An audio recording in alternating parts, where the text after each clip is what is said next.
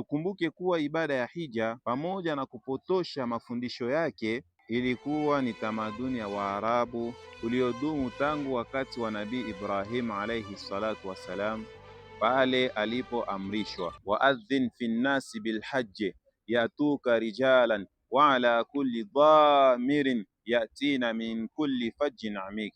Hata hivyo Makuraishi hawakumwachia mtume fursa hii. Wakuu wa Makuraishi walikutana katika Darun Nadwa katika kuweka mikakati ya kuwazuia wageni ambao ni mahujaji kukutana na mtume Muhammad sallallahu alaihi wasallam. Waliamua kutuma wajumbe wasimame katika kila njia ili kuwatahadharisha wageni kuwa mabwana wa Kikuraishi wametutuma kuwaambia kwamba kule Maka kuna mtu anayeitwa kwa jina la Muhammadi ambaye amezua dini mpya ambao wao hawaikiri kuwa ni dini, na mtu huyo kapewa ufasaha wa kuzungumza usiokuwa na mfano.